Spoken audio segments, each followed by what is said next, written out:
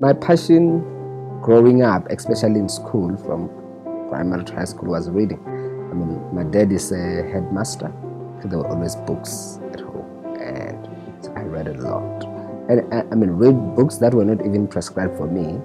I read them like Your Things Fall Apart, Romeo and Juliet, The Narrow Path, those kind of Petals of Blood. Yes, those kind. And now reading them again, it's just like going back to the childhood. So reading was what I was passionate about. In high school, and at that age, is that reading is part of the curriculum. So there was nothing out of the ordinary about me loving to read novels, about me loving to tell stories. So I'm sure they saw it, but it was to be expected. You're in school, you have to know your novels and books. And I think even with the teachers, that was their thing. It's normal, it's expected. So nobody really thought anything would come out of it then, because it was to be expected. I went to film school. I wanted to be part of the industry. I think I wasn't really sure what I wanted to be. I think I wanted to be a producer. I think I wanted to be a director. By then, the coolest thing was to become a director, and everybody wanted to be a film director. And I think by second year, that's when I thought, hang on a minute, what I'm really passionate about is script writing, and I should follow that path. And I think that's where it all started. I went to a technical high school, and I was doing motor mechanic. And I was very good at motor mechanic, funny enough. And when I matriculated, I had a bursary to go and do motor mechanics. And I think by the end of my matric, I was like, I don't want to do this. This is not what I want to do. But I've got a bursary. And the question was, how do you tell the parents that? And I think a few days before Christmas, and I said, I don't want to do engineering. I want to do, I think the course was called motion picture production. And I'm from the village in Venda, right? And my dad is a school headmaster. And then I'm telling him, I don't want to do engineering, which he perfectly understand what engineering means, because everybody was doing engineering. And I said, I want to do something called motion picture production. What on earth is that? So he was a bit thrown off. He really couldn't understand what it is. And I remember what he said to me was that, so is your bursary going to pay for this new course that you want to do? And I had to say, no, you are going to have to pay for this new course that I'm going to do. I think he had a bit of an issue with that. So then I had to speak to my uncle, who was much younger, and then he had to speak to my dad and convince him that, let him go do this course. And I mean, it wasn't really such a fight. I think eventually my father said, okay, fine. That's what he wants to do. Let him go do it. But honestly, my parents did not understand what on earth is this course that I was studying. I studied in Libuahomo, which is like outside Polokwane. I think it was Petersburg then. That's how old I am. And I remember, because I started to write. I used to write in high school because it was a boarding school, so I write a lot. And I remember there was this article on True Love magazine a while ago. It was, and funny enough, I still remember, it was written by, I think she's a former journalist now, Miranda Stradom. And she was writing about how she dealt with the loss of her sister. And at the end of the article, there was something about where she said she wants that story to be turned into a film. And so there was something where she mentioned the National Film and Video Foundation. And that thing, I was like, what is this National Film and Video Foundation? So I took it upon myself to find out about this National Film and Video Foundation, and at the computer lab. So I'm like, oh, there's this thing where they fund making movies. And in my naive young mind, I thought, oh, the National Film and Video Foundation will fund my little idea. And I'm in high school by then. And I'm sure they probably got sick and tired of my application forms. I didn't even know how to put together a budget or how a proposal should be put together. But I think in high school I submitted a lot of submission to National Film and Video Foundation, and because I always loved watching TV. And then by then I started, okay, those logos at the end of programs, those are production companies. So I don't know, because I haven't used the public phone in such a long time. We had this public phone in the hostel, and there was that toll-free number where you can get telephone directory thing. So I'll be like, okay, it's called Urban Brew. Then I'll call, can I have numbers for Urban Brew? Then I write down the numbers. And then can I have numbers for Penguin Films? Then I'll write down numbers. And then I will go and Google those numbers, their email address, and they're actually their postal address. So then I will write them letters. It was a weird thing. Then I'll write them letters of how I've got a story that I want them to do, and they will, and they will reply like 2 months later or 3 months later when you've forgotten. And I remember it will always say, "We regret to inform you that we do not accept unsolicited proposal." But I was so excited because that letter had the logo of those companies, and I would file them. I kid you not, I had all those rejection letters. I didn't know what it was mean. And I remember at Urban Brew, I think Ululama, I think now she's Makowa, former SABC. She was the CEO of Urban Brew. I think she was called Ululama Chaget. And I was young, and when you're young, you're naive. So I would call Urban Brew, and I want to be put through to Ululama Chaget, because I really believed I had something to say to her. And they obviously never put me through to Ululama, because she'll always be busy, and they'll be like, what is this? So I think that is where I can honestly say I went on a journey to find out more. Because then after that, I thought, okay, there is a course called filmmaking. Where can I study it? And I researched, and I found out about AFDA. It was a hell of a lot expensive. And then I found out about TUT. My dad has a house in Pretoria, and he already had a house, but I thought that would be cheap. That would be, I could go. So that's actually how that's how my journey into this thing started. And it was from those stories that and I mean, I'm sure now, I don't have the stories anymore, but I'm sure they were terrible. Do you remember your first story or script you wrote in high school? No, I remember I wrote a show, right? I wrote a show, like a TV soap or something. I think, yes, I did. I wrote. And come on, by then we didn't, computers were not, PCs were not as readily available. So, mine was written by shorthand, so I wrote. And I'm sure I will. So it was, I will write for myself. I think, I even remember the name. It's interesting. You're taking me back. I think it was called The Descendants or something. Because I was like, oh, that's a fancy word.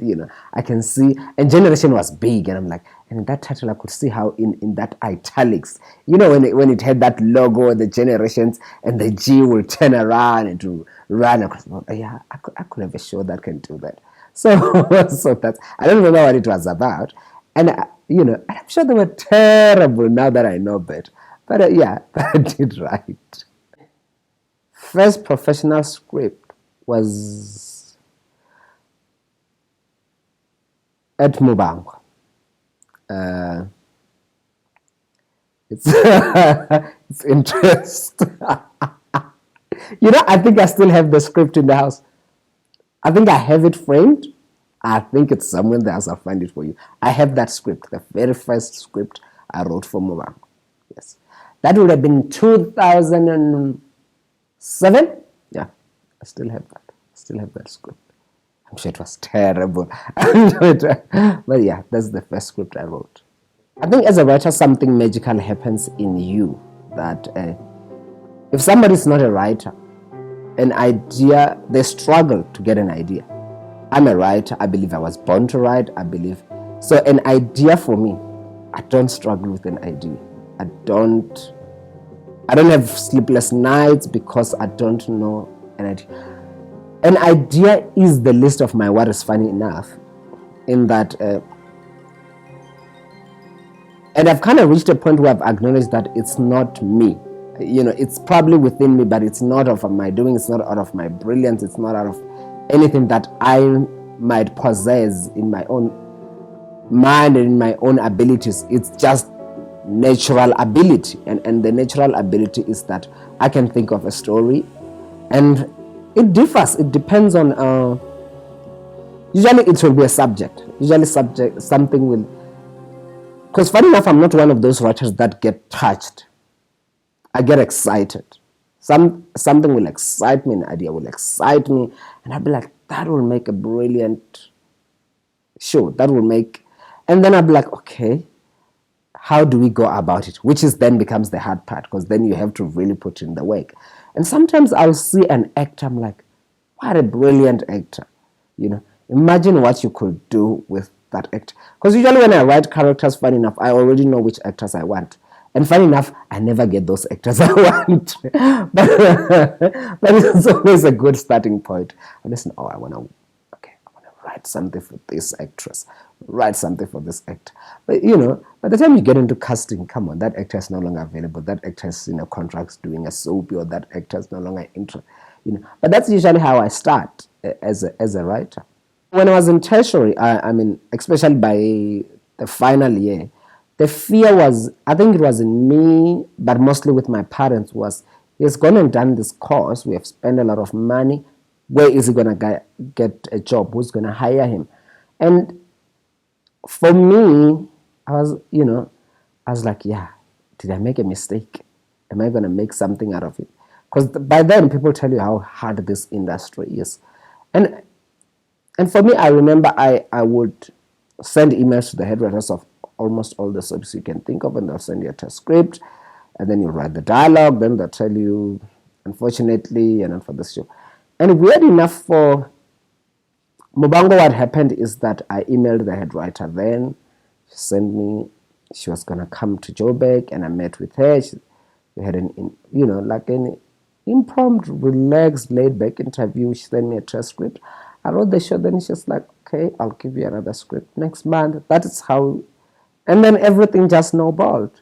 And funny enough, I've been doing this for years now. I've never been without a job. I've actually had more job offers than I can do.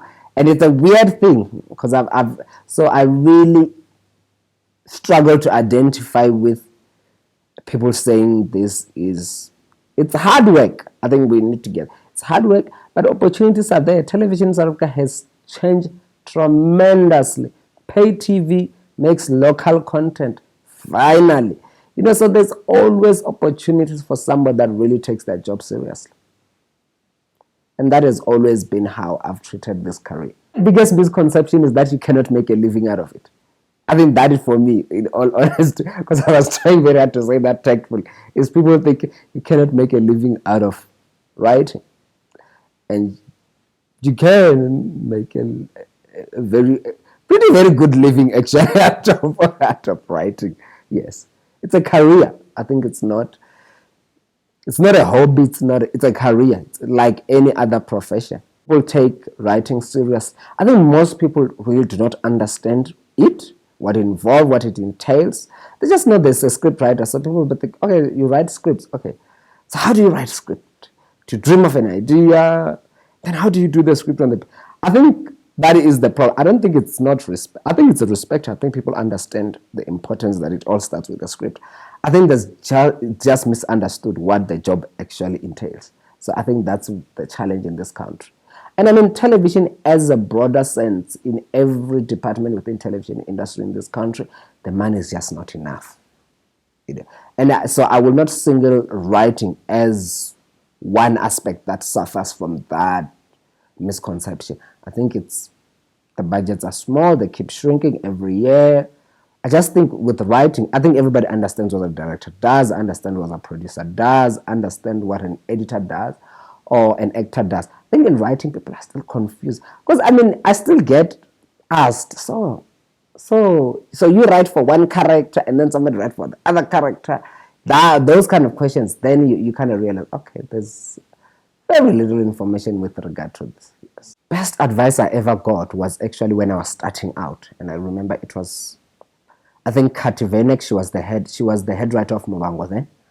And I remember it perfect because that was the first day I'm meeting her. I'm going to join this show. And then we had the SABC canteen by Henley Studio. I think it's now used as a canteen area for generations. I think back then it was a canteen. You could buy food there. We sat there and we had coffee. And she says to me, if you want to succeed in this industry, everywhere you go, you must make yourself indispensable. You're the one person they cannot fire. And I took that advice, and that advice had shaped my career. That advice has actually in essence defined me and defined what has become of me. Is that, and what it meant is that you have to work the hardest, and that has been my thing. Is that, I mean, this job is perceived as being glamorous merely because people think you hang out with actors. I don't hang out with actors. Most of them in these shows that I write don't even know who I am or what I look like. Some do because I'll go on set now, but most of them don't. So there's no perceived glamour about it. But it's the long hours, it's the hard work you put into it. And I think it all comes from that advice she gave me. Be the one person they cannot get rid of. Everything happens in life for a reason. I think as any young South African will tell you, when you're growing up, Connie was on TV. When you grew up with Connie on TV, and ever since I was a kid, I was a fan. I mean, she's a beautiful woman. It's a beautiful, striking woman. And I remember even in boarding, I had this huge poster of her. And if she was on a magazine, I'll buy it because I want, And when I went to work at the Wild, was working at the Wild. I think we've had some interaction. And I've always wanted to work with her, and we had some interaction. And I used to write for this website called Just Curious. And then I was like, out of all these people, I've never interviewed Connie. And then I wanted to go and interview her. And when I went, and because I've adored her for so much, I remember waiting for her to come in because it was at the SABC. And that was when she had just announced that she's leaving the show. And my greatest fear was that I've adored this woman for so many years, for such a long time. What if she's a horrible human being? Because then my dreams are going to be shattered. Like, then my heart is just going to fall into.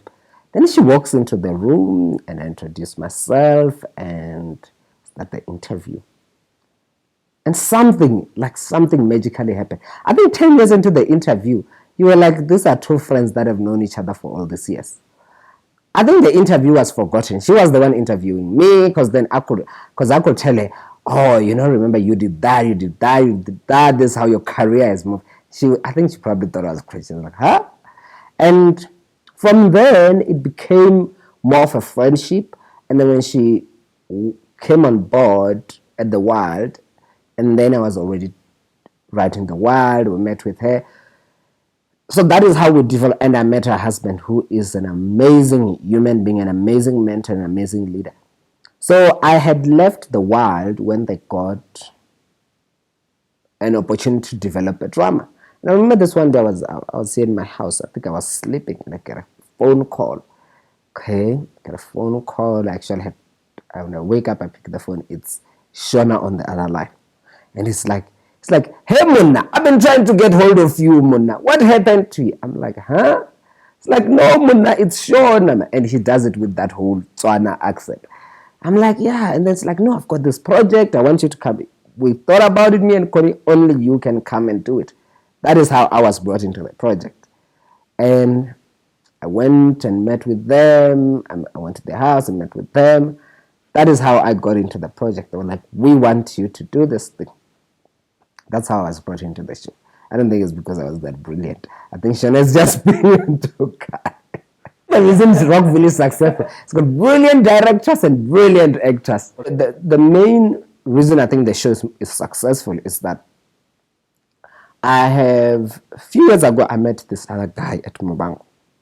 His name is Gideon Bainon, and we struck this amazing friendship. So he's my writing partner, so we write all projects together.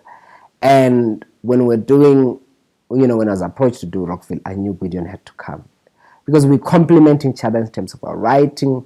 He is more of a dramatic writer. I am more of a melodramatic writer. So when you put us together, we We can do some great stuff. And I think the success of Rockville, it was me and Gideon working together, but with Connie and Shona having the faith and the confidence to let us write what we want to write. That I think is what made the show. So you exist in a show where the producers tell you to write it, we'll shoot it. You don't get that in South Africa anywhere else. You tell them, and that is the thing. They'll find a way. They'll tell you, we'll find a way to make what you want happen.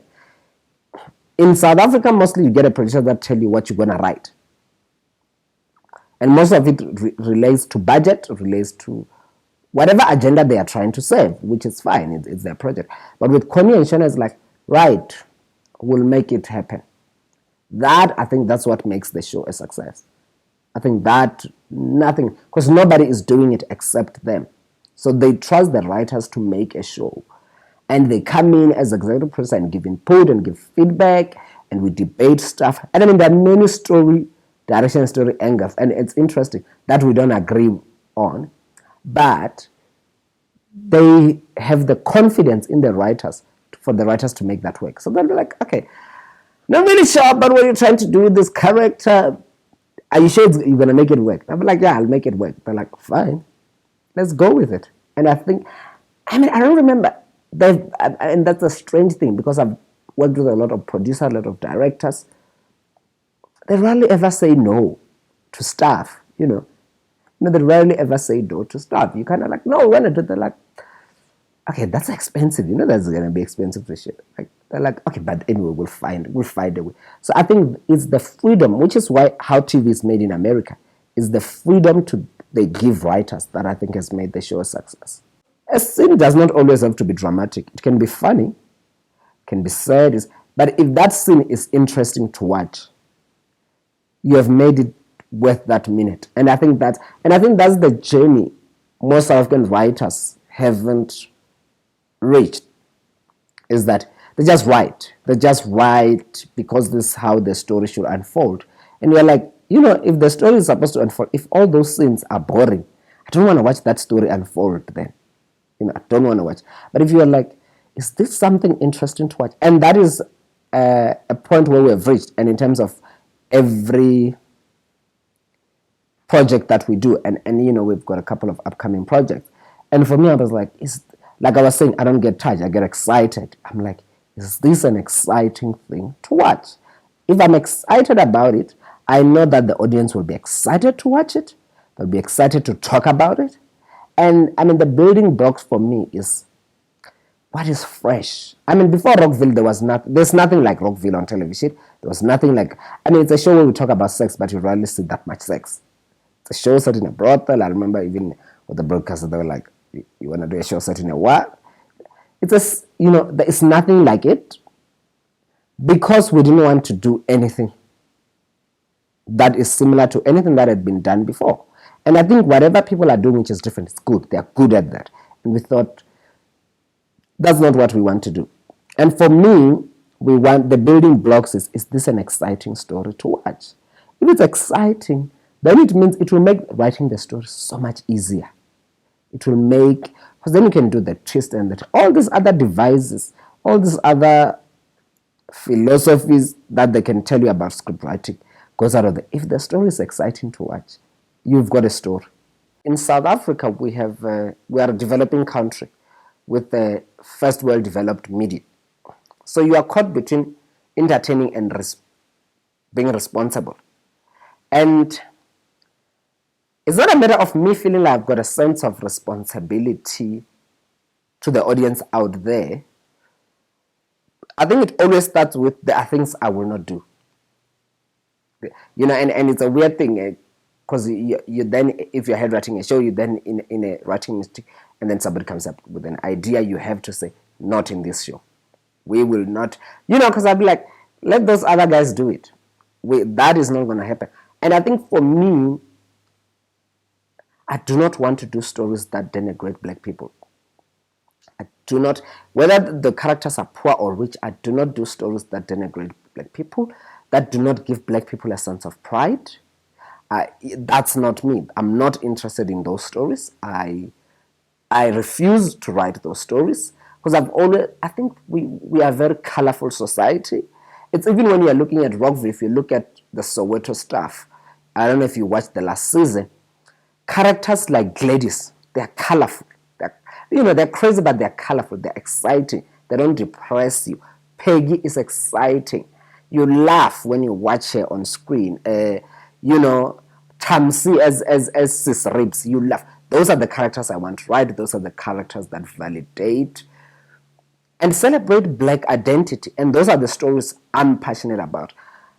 Just because the story was set in Soweto does not mean everybody is morbid. Everybody is living a tragic life. And so those are the kind of way I can do. I'm very passionate about writing. And I think for as long as I live, I'll find a way to be involved in writing. I think as you get older, I might not do the physical typing. Because, I get tired of the script. I think I will. I think even the journey started now to move away from doing the physical writing. Because I'm more of an idea writer. I keep laughing and I'm like, I'm the guy that can come and say to you, so this story is going to move from 1, 2, 3, 4, 5, go write it. That's the kind of part. Because I'm too lazy to actually do the sit down, and I love writing script more than storylining, funny enough. Because, and I can do it, I can storyline. Just that I'm like, oh no, gotta sit in that room. But I can write script because I love writing dialogue. I can relate to dialogue because I'm very in tune with how people speak and I'm always trying to infuse, the slang, the certain slang language that people use in dialogue, which you rarely see in television, is that people talk like they only do on television. You watch a soap and people have this conversation. South Africans there's a quirkiness in which we converse. Take a taxi and listen to those women talk to each other. Go into a train. That's the kind of, so I think I enjoyed writing dialogue. And I think for as long as I live, I'll be involved in part of writing. And I'm phasing out into producing and content development. So that's where I think eventually we will grow as a brand. But writing I'm a writer through and through. So I'll always be active in writing. I'm very easy in terms of talking to people from all walks of life. So I'm the guy that will have a conversation with the teller at Woolies. And so I think my stories and my research always comes into going out there into the world. Because as a writer, you can stay in your cocoon and it's you and your laptop and you write what you think is happening out there. But it's when you talk to people, wherever I am, I will relate to anyone, anywhere. So I'll have a 10-minute conversation with the security guard. And I'm not doing that because I want research. I'm doing that because he's a human being and I'm acknowledging him. And how that helps is that when later in life, I'll find myself in a situation where I have to write a dialogue about a security guard. And I'll be like, I know this. I can access that world. And I think that for me has been the way I work, is that I can always access the world of my characters. I've always said that I cannot write in all the characters and all the shows that I've done. I can always show you the real human being behind the character. That's the weirdest thing. I'll tell you, oh no, that character was inspired by so and so. So I can always tap into that world. I always know those real people. And for me, that's how I build the stories. And research, it's always when I'm researching subject I am not familiar with. Because story at the end of the day is emotive. Research is, is stuff where it's very much academia. It's when you want to make sure, okay, this has really happened. It's like when we were doing a show, Rockville, and the aspect of a brothel, we had to find people within that world. But that was just academia. That wasn't storytelling. So storytelling, I think, I love talking to people from all walks of life. And those are the people that are very inspirational because you're then not boxed in your little shell. I'm like, if I'm writing a scene about a guys at a car wash, I know this is the conversation they have, because if they're washing my car, I'm having a conversation with them. That is where I start. I haven't returned for film because there's no money in film. honestly. Cinema going is still an event, is still a luxury. That's not where we are a television watching nation. That's South Africa. That's what we are. That's the industry we have. And the reason our films have not done so well internationally, we don't have a film industry. I think that's the truth, honest. Yes, we have 2 or 3 people making movies here and there. Yes, we have the so-called oldest film industry in the world, but we don't have a film industry. We've got once in a while 4 people will make movies. We are not really a film. Like you see, Bollywood is a film country as opposed to a TV country. Like they watch movies, and in the most beaten down cinemas and theaters, there will be a movie playing. That is their culture. And yeah, I think I'm not really obsessed with that making the greatest movie that can go international. I'm probably obsessed with making a great TV show that can go international. That's and I also think because we don't have a film industry, you see, when you have a film industry, it means all the structures are created to feed a film industry. If you're in a country where people are still talking about, because you ask people, they'll tell you, where is the funding? There's no funding because we are not a film industry. There's no funding because investors do not see it as a lucrative business venture. You look at, which is our biggest comparison, is that the US and the UK, is that business sees filmmaking as a lucrative business venture. So they will invest money in it. So in South Africa, you go to a big bank and said, I need 10 million to make a movie. For them, because they've never been exposed to that as a source of revenue, they're not interested in that, and so they will decline funding. That's why most funding comes from government institutions, because it is their obligation. But we have not really, I applaud everyone that's making a film. I know how hard it is to make a film in this country. A lot of South African content is seen all over the continent, and you look at, and you cannot make content that is going to be seen in America.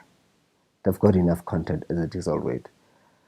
We are very little developing niche market. In America, there's a TV channel for every little genre you can think of. Why would they want to spend an hour watching a South African show? You look at the UK, there is massive. The television landscape has expanded beyond the amount of time that people can consume. People have a lot of variety. So and I think that is the challenge, and I don't think that should be an ambition that people hold. When a story is good, it's good. It will transcend borders. It will transcend continent. And I think if we can do that, what you have seen happen is that a lot of Danish dramas have exploded in America, and they've been remade in America. But those dramas were never made for the international audience. They were made for the Danish market. And I think that is where we need to start, is that make content that is universally appealing. That is South Africa. And the thing with a show is that it takes a life of its own. It becomes whatever it is meant to be. And I think that's what will happen. Let's tell South African stories that will resonate with our audience. And if they resonate with every human being, then they will transcend borders. I have been able to detach from what I do and me.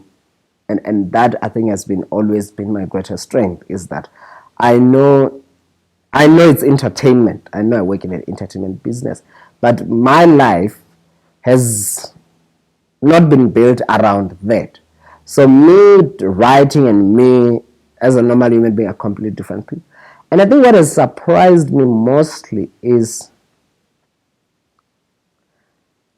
it's it's the compliment that most of the people I grew up admiring pay to me.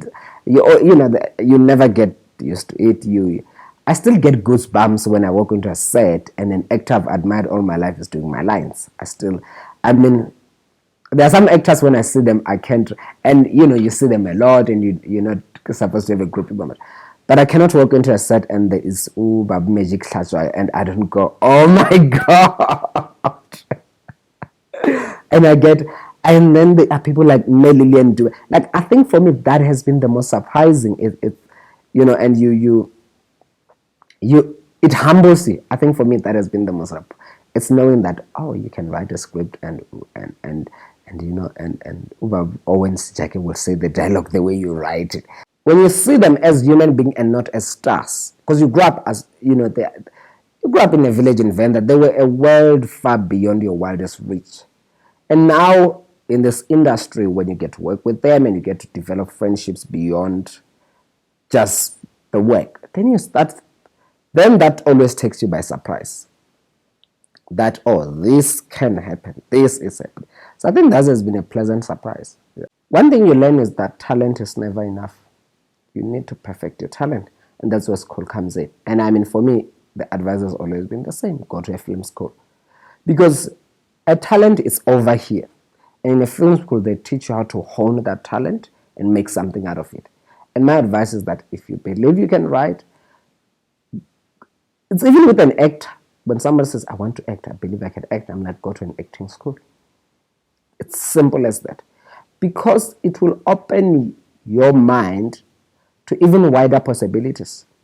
You'll always be 10 steps ahead above somebody who did not study it. And I think that's my advice. When you write a script, you gotta leave room for interpretation, because we live in a space of interpretation. I write, a director interprets, an actor interprets, an editor interprets. Those are three stages of interpretation. And so you gotta be willing to understand that there are always reasons people alter something. Sometimes they're shooting in day broad light and then it gets overcast and they have to move the scene interior.